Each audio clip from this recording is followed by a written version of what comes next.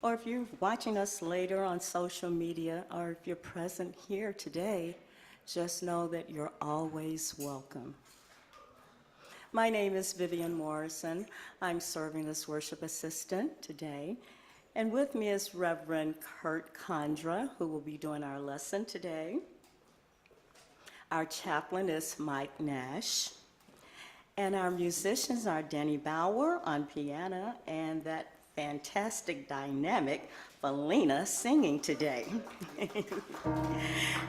And our tech team, I don't think they get enough recognition. That's Jasmine, Paul, and Carl. Yes, yes. So now let's just take a moment and go within for our opening prayer. Holy Spirit, let this be the day that our hearts overflow with love and forgiveness. Let this be the day that peace and calm overflow. Let this be the day of love and forgiveness. Let this be the day that we are embraced in peace in our mind, body, and spirit. Let this be the day that healing flows through every nerve, cell, muscle, tissue, organ, and artery and vein in our body. And Holy Spirit, let this be the day that divine wisdom and understanding guides our thoughts, words, and actions. And so it is. Amen. And now our opening song, Danny and Felina.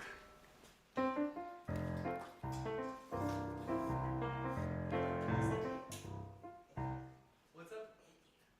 Oh, I thought it was reminded I was scared. Oh, no. No. Maybe the India one.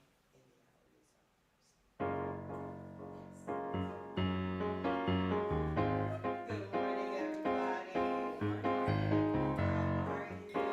I'm so happy to be back.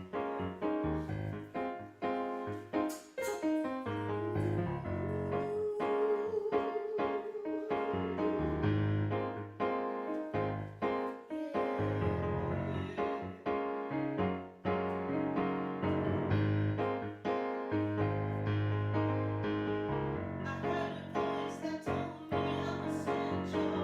How all my fears are limiting my potential. Said it was time to step into the light and use every bit of my power and timing. So what you waiting on? Who you waiting for? If you don't take a chance, you never know what's in store. Just do you. Somebody's gotta be a star. Somebody's gotta raise the bar. Somebody's gotta change the game. Just do you today. Every mountain needs someone to climb it. Every ocean needs someone to dive in. Every dream needs someone to wish it. Every adventure needs someone to live it. So what you waiting for? Who you waiting on? If you don't take a chance, you'll never know what's in store. Just do you. Somebody's gotta be a star. Somebody's gotta raise the bar. Somebody's gotta take a chance today. If you create the game, then you create the rules. And if you just be you, there's no way you can lose. There's a story waiting for you to write it. There's a treasure waiting for you to find it. There's a picture waiting for you to paint it. There's a dollar waiting for you to make it. So what you waiting on? Who you waiting waiting for. If you don't take the chance, you'll never know what's in store. Somebody's gotta be a star just to you. Somebody's gotta raise the bar. Somebody's gotta play the game today. If you create the game, then you create the rules. If you just be yourself, there's no way you can lose.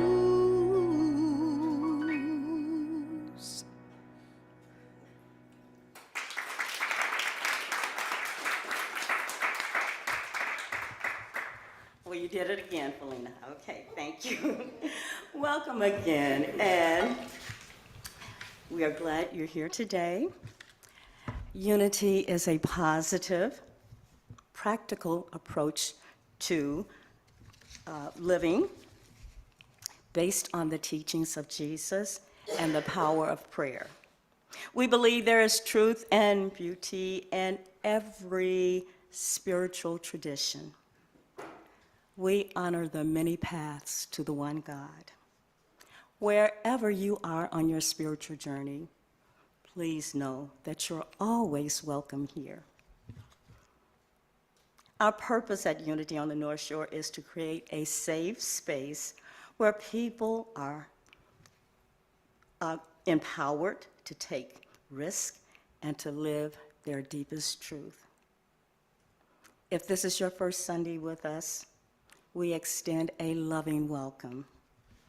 Many of us were surprised to learn there was a spiritual community that thought and believed the same things we did.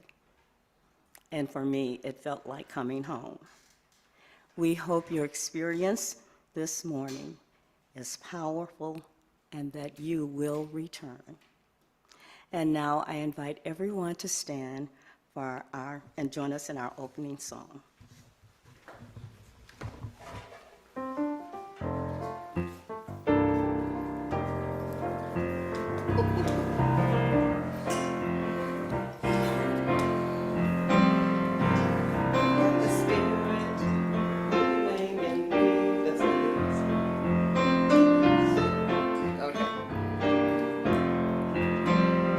I've got the Spirit moving in me. I've got the Spirit moving in me. I've got the Spirit moving in me. I've got the Spirit moving in me. I've got love moving in me. I've got love.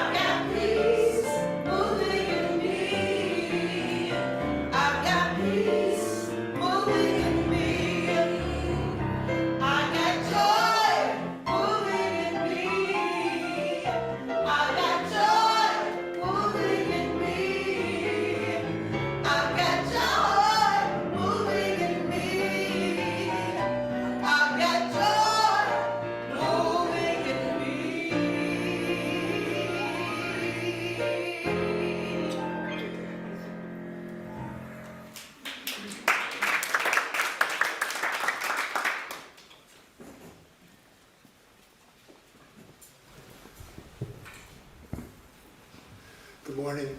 I'm Mike Nash, and I'm your prayer chaplain today. I will be available back by the candle after the service for anyone who wants to be with prayer. Let us begin by reflecting together on today's daily word. As I read, allow the words you hear spoken to become a silent and powerful meditation within you. The daily word for today is transitions. And the affirmation is, I flow with life's changes.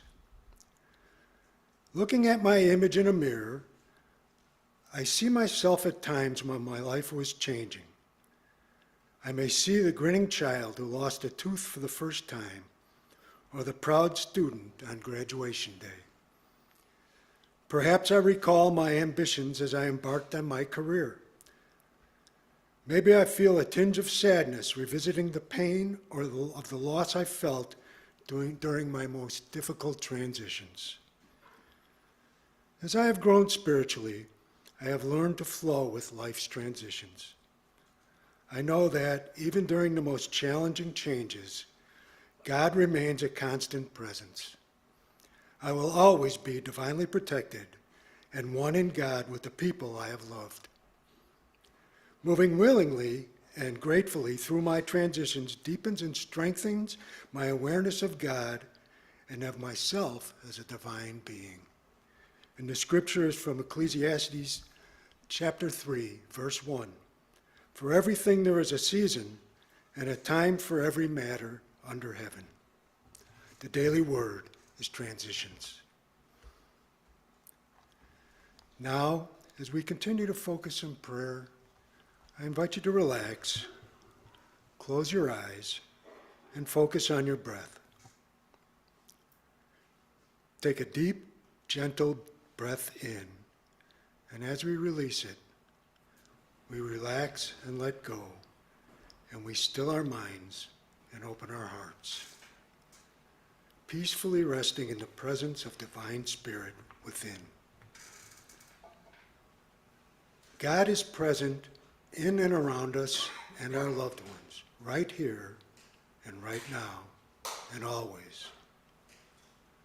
Let us rest in the silence, holding in prayer yourself and your loved ones, now in the silence.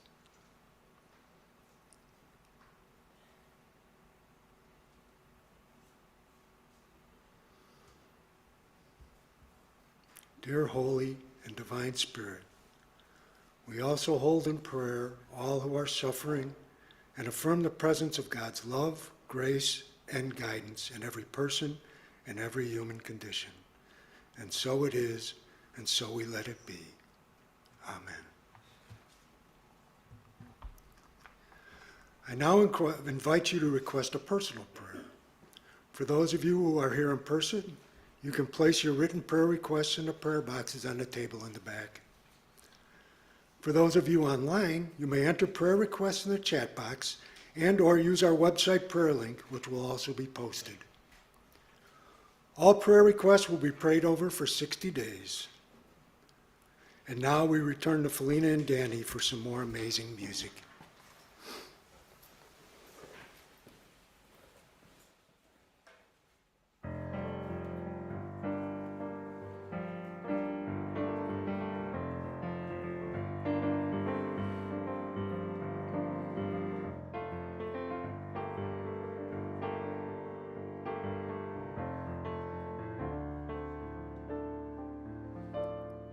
What's the use of the sun if the earth can't feel its glow? If it didn't make flowers grow, it wouldn't be a wonder, it wouldn't be a miracle. And what's the use of the sea if the waters didn't flow? If it hid all of its life, it wouldn't be a miracle. I look right at you. Let me tell you what you are.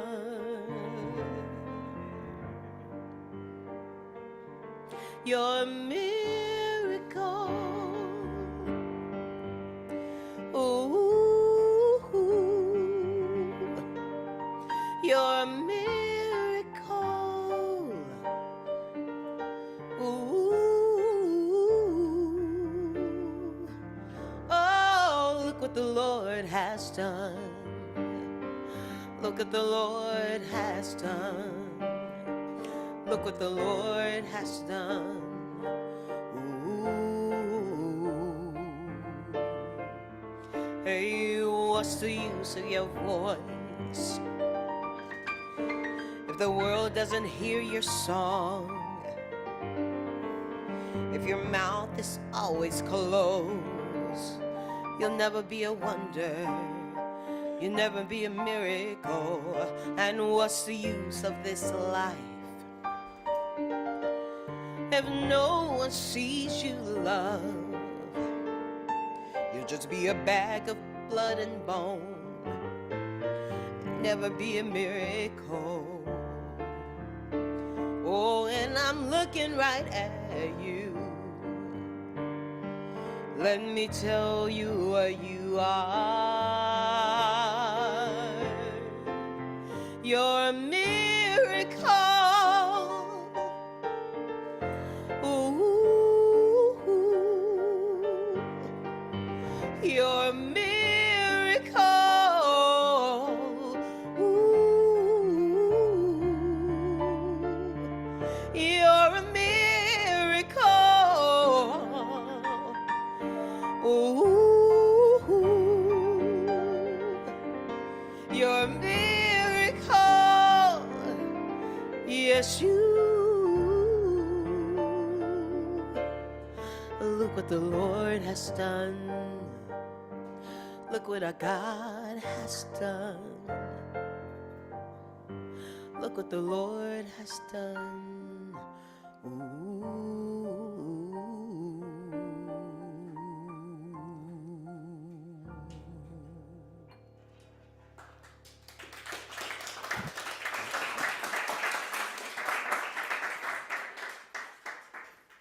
Thank you, Danny. Thank you, Felina. It's a miracle that you guys pull this off every single Sunday. Just such amazing caliber of music that we enjoy here. So why don't we just, why don't you turn to somebody next to you and just say, "You're a miracle."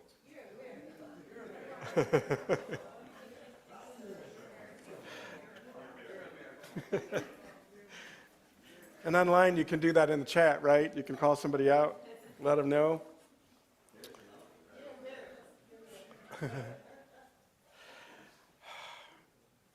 Let's see. How many of y'all remember hide and seek from when you were a kid, playing hide and seek? Yeah? Anybody really good at it? I got a joke for you.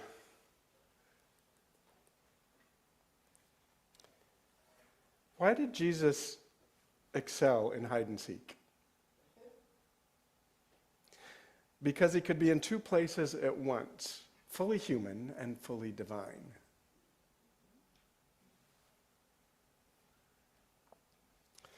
So if it's true of Jesus in unity, we teach that it's true of us, right? That each of us, we read in John 14:12, "Very truly I tell you, the one who believes in me will also do the works that I do, and greater works than these."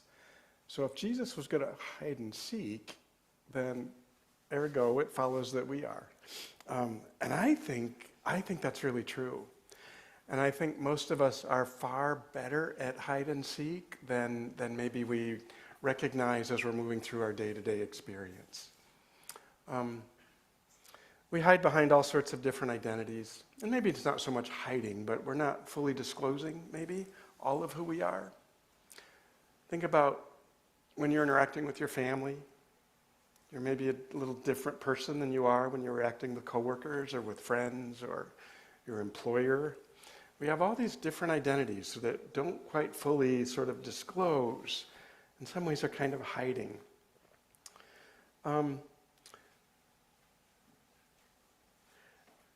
Eric Butterworth, who is one of Unity's most prolific writers, and he talks about this in really sort of beautiful and impactful ways, this notion that we're not truly in touch with the deepest dimension of our being, that we're not fully disclosing or fully out sort of with who we are at the deepest levels. And well, I'll share his quote to begin with here.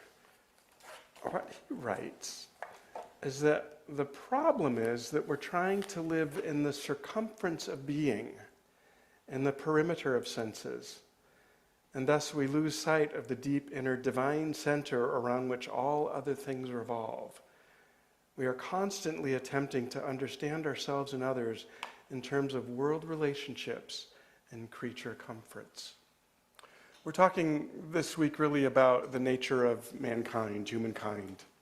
We're looking over this month, we've really been looking at some of the foundational teachings of unity, what we believe about God, what we believe about good and evil, and today what we believe about self. And in our deepest dimension, this notion that Butterworth shares about sort of living on the circumference, that most of us, for most of our lives, are really way more in touch with what's happening at the surface level of being, sort of the material level of being, than the deeper dimensions out of which living really occurs. So he suggests that one of the most important questions that we can begin to live into as we start to do this spiritual work, this work of evolving our understanding, is to question not only who we are, but what we are. We're miracles, and Butterworth would say we're more than that. Here's another quote from an essay that he wrote back in the 60s. The essay is titled A Search for Self. He says, maybe the only definition of what a man is that a man is what he can be. Again, he's writing back, well, he's only in the 60s, but still not quite as light. So y'all are filling in the blanks, what a person can be, what we, they. Maybe the only definition of what we can be, of what we are, is what we can be. What is an acorn? It is an oak tree. What is an egg? It is a bird. What is a caterpillar? Why, it's a butterfly. What is a person? It is an expression of God. We humans are the Christ, the Son of the living God. This is what we can be, and this is what ultimately we must be. So the obstacle that kind of gets in the way of that is this notion that most of us are living out on the circumference of being. He suggests this really kind of cool metaphoric exercise. So I'm going to invite you into that right now. So imagine that right now you're standing in front of a mirror. And for the most part, what you're seeing is clothes, except for maybe from the neck up, your clothes. There's like this physical body. But if you were to, say to get ready for bed, you're disrobing, you're about to get into the shower and you shed the clothes, then what you're seeing is your physical body. What you're not seeing within that physical body is the immense complexity of all the neurological and physiological and biological and electrical systems and neurons and all of that stuff, that complicated stuff that's running at the next level, sort of moving out from the circumference into a little bit deeper level, right? And if you were a doctor, you might have a real understanding of the complexity of all those systems and be able to treat those. If you were a doctor, you might even at some point ask that, or decide that what needed to happen was that a body part would be removed. And yet you would still be. So we are not our bodies, at least not all of our bodies. So moving out from circumference, or if we're not our bodies, if we move to that next level, toward the inner center of being, then what about like our feelings, our emotions, the intellectual exercises that we entertain, the thoughts that we entertain? Is that who we are? Is that what makes us distinct and different? I've been playing around with AI recently. In fact, the hide and seek joke that came out of an inquiry from AI. I asked for it. I asked for a joke. Can you give me a joke that talks about the paradox between Jesus as divinely human and divinely infinite and materially human? Oh, I did the AI better. It was a much better. But it came back with that joke, like in seconds. That was the joke. So I'm starting to recognize, and I think in a broader sense, scientists and socially and business people are starting to really question, what is it that makes us human? Because for a long time, we thought that it was these complicated communication that we're able to undertake that distinguished us from other forms of life, right? Other forms of life. We thought that intellect and thinking and brain, so we thought that was a dimension of it. And I really liked the joke that AI came back with, but I also realized that it didn't quite hit. It got sort of the divinity of Jesus and the fully humanness of Jesus, but it wasn't inclusive of the notion that we too are divinely human and divine, are how did I say it? Are fully divine and fully human. Fully, that's what I was missing. Fully divine and fully human. It's a both and. So I asked for maybe a little more nuanced way for AI to express that for us. And this was what I input. Write a fun anecdote about the paradox between being born mortal human and being an infinite expression of the eternal cosmos. And this is what came back. Once, at a cosmic gathering, a mortal human named Alex found themselves in a spirited debate with a celestial being. I love that they even, Alex could be male or female. They're even getting the pronoun stuff right. Like, this is probably thinking more deeply than I would have. Alex pondered the paradox of their existence, marveling at the fact that they were both a finite mortal and an infinite expression of the cosmos. As the conversation grew more animated, a mischievous shooting star streaked across the sky. It winked at Alex, saying, "Well, you see, I've been around for eons, and yet I'm just a brief flash in the grand scheme of things." They all shared a chuckle, realizing that in the vast expanse of the cosmos, every being, mortal or immortal, played a unique and meaningful role in the eternal dance of existence. It blows my mind that's a pretty creative expression, and it's pretty darn close to what we teach in Unity about the. In fact, how many of you heard of Donald Walsh, thank you. Neil Donald Walsh, Conversations with God. He also wrote this lovely children's book that pretty much says the same thing, right? That we are souls that are evolving, and up in heaven before we're ever born, we sort of scheme with another soul to decide what our soul needs to learn for that evolution in the next lifetime. And then the whole story is about how that unfolds. It's sort of this cosmic understanding of an eternal ongoing beingness. And yet, if that's not who we are, if our ability this cognitive ability to be creative and intellectualize and communicate with others, if that doesn't make me who I am, then what does? Butterworth suggests that it's really about continuing to question our truest identity, to live more into definition for self. And it's interesting, in all the writings, he doesn't ever really, he doesn't answer that in any concrete way. But what he does is invite us into a sort of an exploration and a discovery of the ways in which we have experienced that deepest level of being, where we move into center in such a way that we have an experience of divine presence, of that centeredness of being. Yeah? So what does that look like? Because I'm sure we've all had them.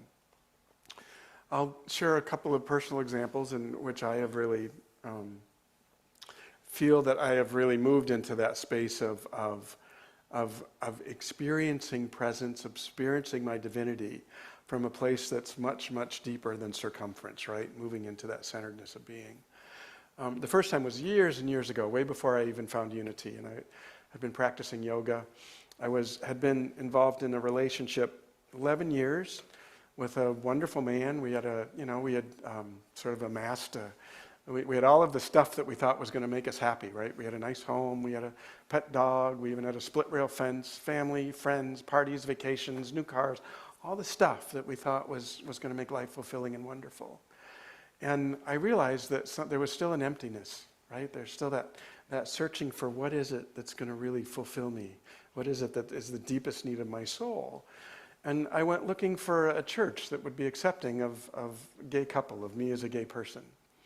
And I found one not too far from where we lived. It was founded by a former drag queen who was very flamboyant and very big in everything he did. And the church was mostly attended by gay men who were, at that point, we were sort of coming out of the AIDS crisis, the very beginning of that. So it was a great deal of deep healing and grief work that was happening as a part of that ministry. And then the other contingent, the other demographic was black women. So we had this amazing gospel choir at the same time. The theology didn't really work for me because there was a lot of devil that get thee behind me, and it just seemed like they ignored all the parts of the Bible that other churches had sort of pounded in. But it was a wonderful place to kind of begin a spiritual exploration. So I dragged my partner there thinking that, okay, this was just going to be an added dimension to our life together. And what got triggered in him was just this huge resurgence of a faith that he had learned as a child. And within a matter of weeks, he had kind of enlisted or enrolled in one of those Heal the Gay ministries. And so informed me that he was going to become straight, which sent me into a whole spiral about who was I and should I be following his path. And I ended up it was as close as, I guess at that point, a gay couple would ever come to divorce. But it's sort of how I think of that, is really the end of a whole way of life. And I ended up in a yoga retreat. That's where I sort of went for kind of a healing, just really out of a desperate sense of grief and sorrow and a lot of questioning. And through the course of this weekend retreat, it was all, that was all body, sort of working at the outer circumference stuff. But something in me got triggered. And by the end of the retreat, we were, corpse pose, where you just sort of lay back, you do nothing. But it was a pretty rigorous, back in those days, I was a lot more physically fit, so that it was lots of that circumference stuff, pretty rigorous. And so went pretty deep in the meditation that happens as a part of the music that was playing. I'll never forget. And so that music, a deep, deep place. But I can remember in that meditation just lying back, and I just felt tears like flowing, like a spigot had been turned on. There was no sobbing. It wasn't like, there was none of that. It was just this huge release. And this incredible feeling of being deeply cared for and deeply loved, and a knowingness that everything was going to be fine from this point forward, that I was cared for. And all of the burden and heaviness that I had been carried just melted away with those tears. It's funny, the yoga instructor came up afterward and he was like, "Are you okay?" Just a really sort of beautiful moment of being seen, and an experience that I'll never forget as sort of transforming and really coming out of that place of centeredness, where I knew that my life was much more than how I had imagined it to that point.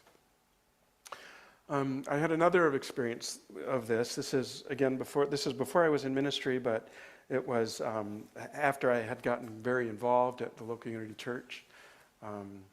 And I happened to be on the board and was serving with a couple of other folks, and one of the guys actually was going through a divorce, now that I think of it, and sort of a similar kind of real emotional upheaval. And he was staying with friends, and for whatever reason, the friends were leaving town, but this I'll call him Brian, was going to be alone, and they wanted me to be aware that they were going to be gone, and if he should need anything, that I would sort of his support for that time. And they also shared with me that the night before, Brian had attempted suicide by taking Tylenol, lots of Tylenol. But he had recovered from that, had woken up, and seemed to be doing okay. So the next day I got a call from the church secretary, and Brian needed a ride to the emergency room. He was having severe pains. And so I met him and was driving him around, and we passed the hospital where I thought we were going to, and he said, we passed the nearest hospital. He was going to a different one that his insurance, this is more detail than you need. At any point, we ended up sort of in the waiting room of this emergency room, right? And he's in a lot of distress and a lot of pain. He doesn't know that I know about the pill taking. And so we're sitting there waiting, and finally the nurse practitioner came out to do the check-in, the intake kind of thing, and just turned to me and said, "Well, do you want to come with you? Are you coming with him?" And okay. Mark was like, that would be supportive. So we sat there, and the intake nurse had really detailed questions. And Mark was totally evading, not answering anything directly, not really getting to the meat of the story that I knew to be true. And what I noticed is me, sort of that outer me that had the mental way about how all this should happen, was getting really agitated that this intake nurse wasn't getting it, and agitated that Brian wasn't coming clean. And so I had this level of and something came over me that I can't describe as anything that I knew, but like this calmness and this presence. And it was as though I was watching myself lean over and just very gently touch Brian's knee. And I said in this calming, amazing voice that was not my own, obviously it was, but it wasn't, "Brian, I think it's important that you share what happened yesterday." And that was the moment when it got the care they need. But afterward, the intake nurse came after me and said, you know, you handled that brilliantly, because the first step for any kind of recovery has to be an admission of what's done and taking accountability for actions. And if the me that was frustrated had just blurted out what I knew to be true, it would have skipped over that whole step. Now, since then, I've been to ministerial school and a lot of coaching, and I know better. I know better how to handle this. But at that point, it was a deeper wisdom that I didn't have. And I think all of us, as we move through our life experiences, are faced with situations where that deep, deep knowing, that centeredness of being can arise if we're open to it, if we're receptive to it. In my case, with the divorce thing, I was so desperate and so broken that there was nowhere else to turn. I had kind of come to a point that it all got surrendered and something else could emerge. It doesn't always have to be painful. Although I just realized I've described 2 painful experiences. But I think what happens is as we get more clear about moving into those places of where we're centered, where we're coming from, that place of well-being, that it's much more subtle. If we are prayed up, if we're doing our daily work, if we're doing meditation or yoga or whatever your practice is, and we're moving through life kind of with a thinner veil between the layers into the center, then our experience of it arises more naturally, more gently, more flowingly. So, gosh, there was one more Butterworth quote that I probably missed, but I'm sure it's brilliant, so I'm going to drop it in here before we move into meditation. And what he suggests is that when we find the self, we find God. For self is but a dimension of God. Herein lies the explanation of Jesus' words, and in that day ye shall know beyond a shadow of a doubt that I am in the Father and the Father is in me. You can really never be separated from your God or from your good. This is the great truth to know, because with it you can escape to reality, to that deepest dimension of being that we know is at the center of our being. So with that, I'd like to invite Danny and Felina forward, and we'll prepare for a time of meditation.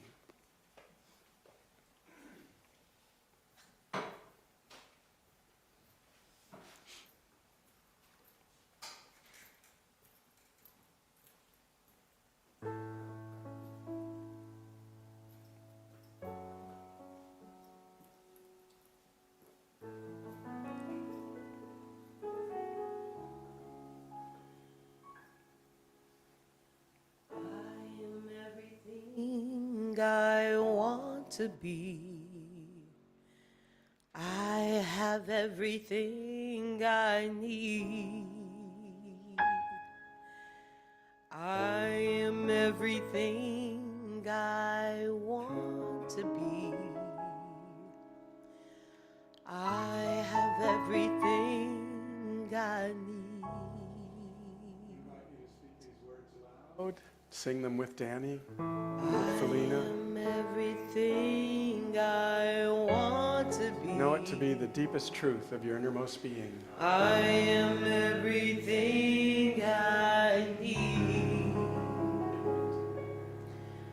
I am everything I want to be.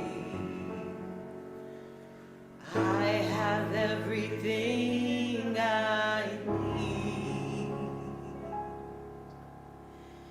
I am everything I want to be.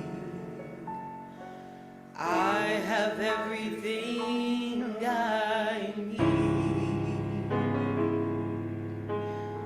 I am everything I want to be. I have everything I need.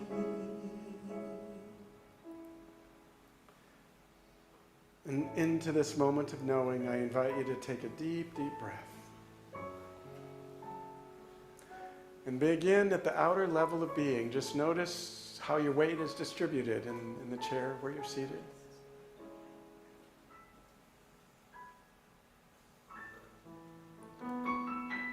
Breathe in deeply as you settle in and relax,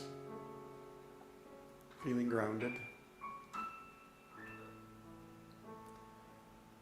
And next, move your attention inward. Notice if there's any tension that you're holding in any part of your muscular, physical, structural being. Breathe in and let that relax.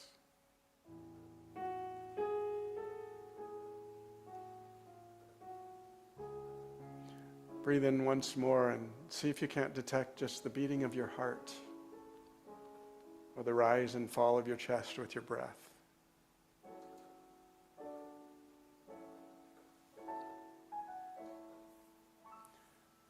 Breathe in once more and notice what thoughts might be crossing your mind. Without chasing them, just letting them pass through, just noticing.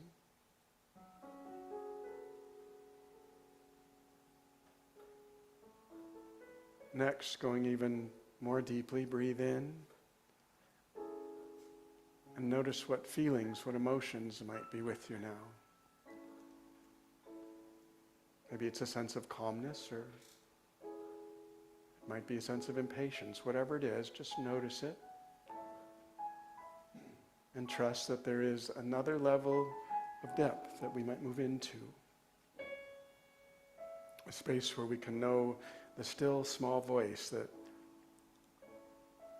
is the very voice of being itself.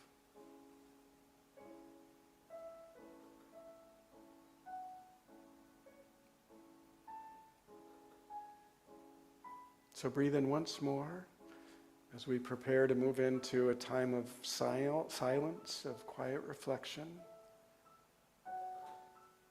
and simply remain receptive and open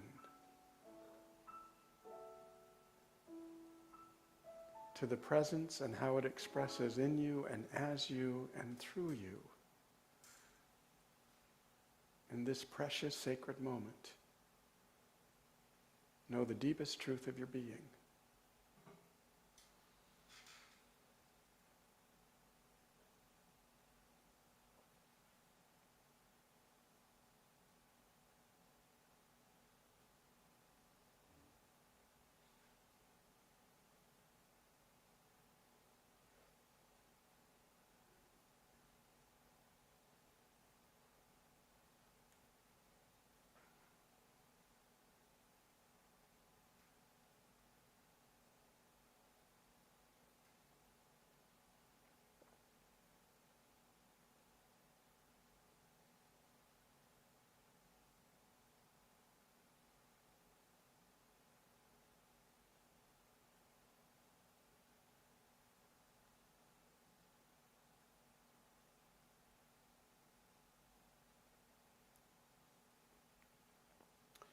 You are a perfect expression of God's love in the world. You are divine energy expressing fully in every dimension of your life. You are as God is. As we bring this meditation to a close now, I invite you to join me in affirming, I am as God is. Together. I am as God is. Again, together. I am as God is. And once more with joy and enthusiasm. I am as God is. So we let it be. Amen.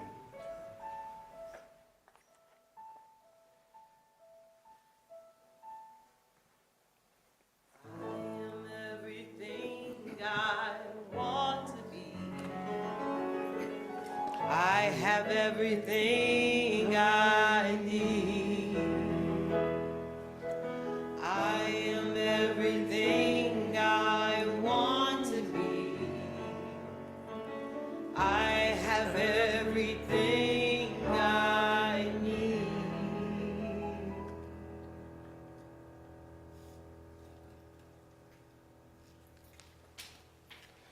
Vivian, I'm sorry, I'm going to interrupt. I realize I didn't give the end of Brian's story. Brian recovered fully, And he ended up sort of being advocate for those who were in deep despair and spoke very openly about suicide prevention. So his story became a light for others to follow. I didn't want to leave that hanging. Thanks.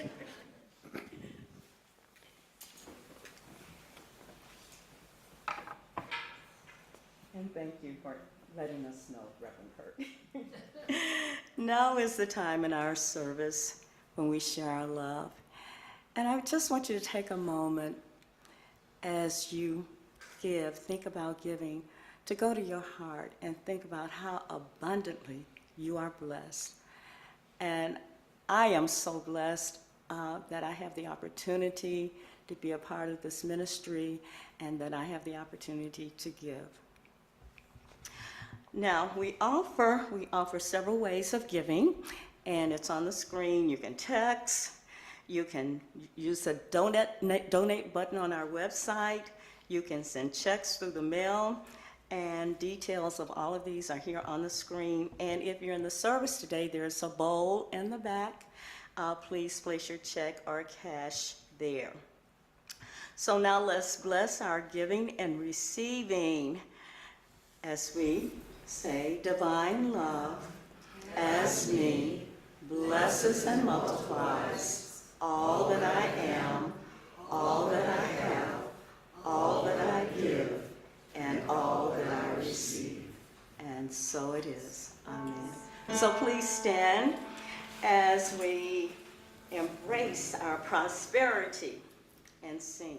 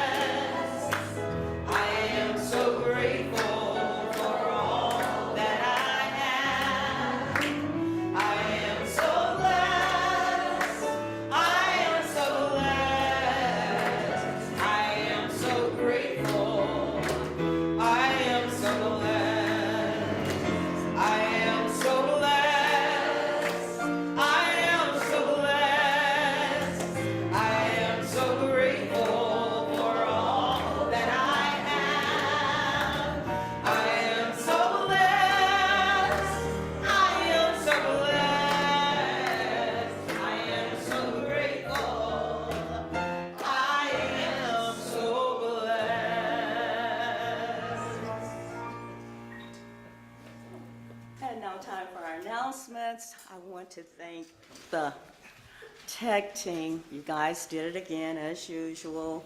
Our live stream team, Paul, Carl, and Jasmine today. And also I would like to call up Cheryl.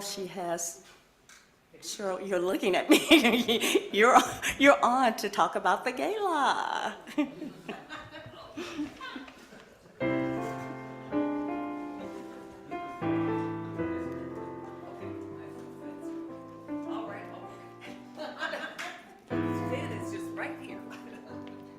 Good morning, everyone. All right. Well, next Saturday is the big day, the big evening, and we are looking forward to a full turnout next Saturday evening right here in this space between 5:30 and 9:30 p.m. for our annual benefit gala. If you haven't already purchased your tickets, they are $85 each, and we will be selling them right at the back of the church as soon as service is over. And raffle tickets as well will be on sale, and the tickets are $5 each or 5 tickets for $20. We also are going to have a nice band that's going to be here that's going to be providing music for us to dance to. We have a Brazilian meal that's going to be here, complete with appetizers. So we are anticipating quite a wonderful event, and we hope that you will join us. Yeah? Well, of course. And of course, we're having a live auction. I believe we have about 12 items that are going to be up for bid. So please join us. This is our annual event, our largest fundraising event of the year, and it promises to be wonderful, particularly if you will all come and support it. Okay, I'm done.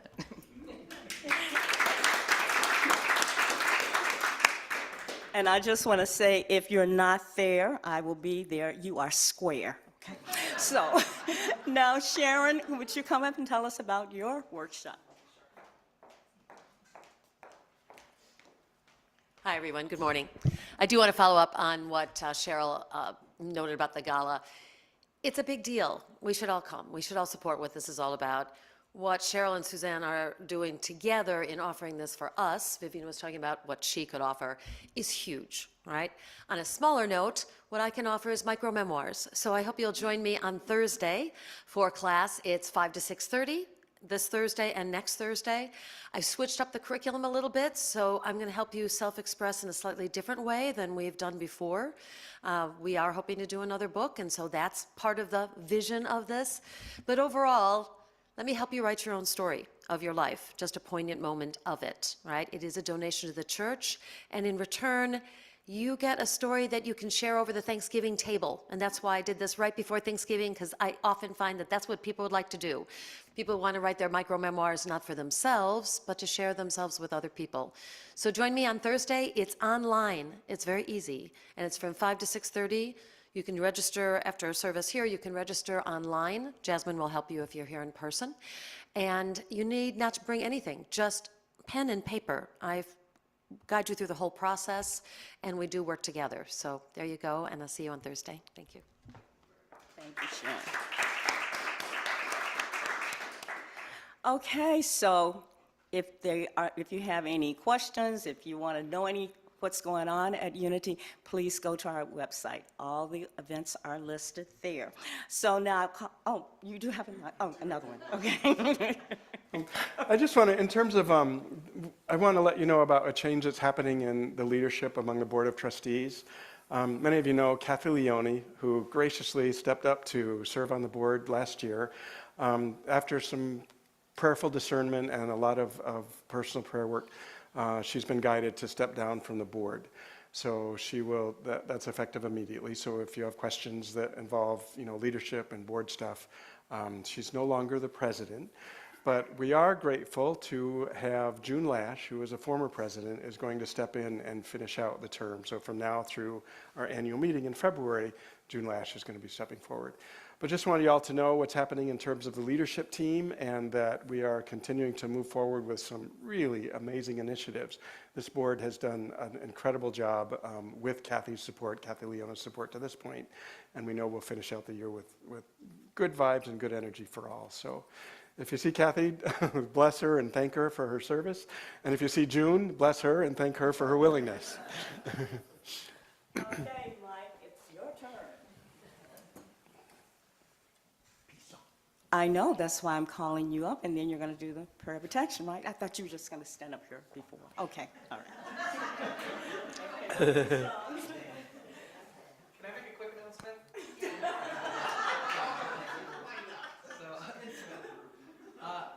I just released an album of original music.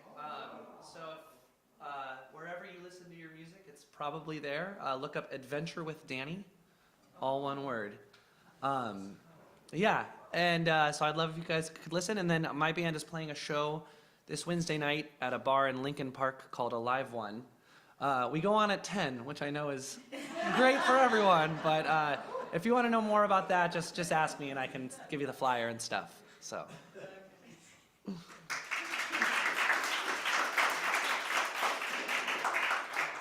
announcements. I think everyone's thanks for this.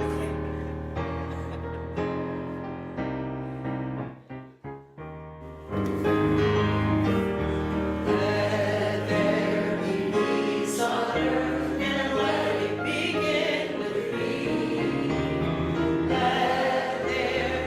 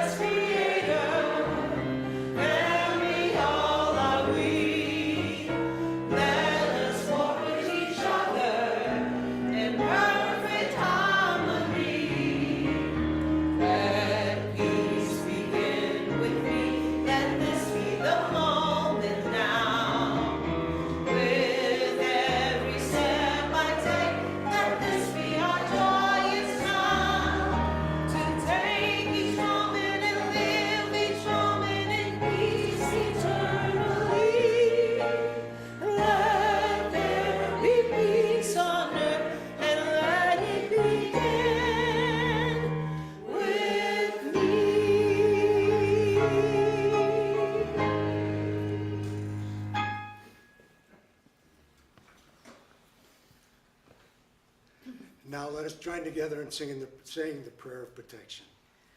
The light of God surrounds us. I am the light. The love of God enfolds us. I am love. The power of God protects us. I am power. The presence of God watches over us. I am presence. Wherever we are, God is. I am divine. Amen. Thank you all for joining us. Have a spirit-filled week. Take care.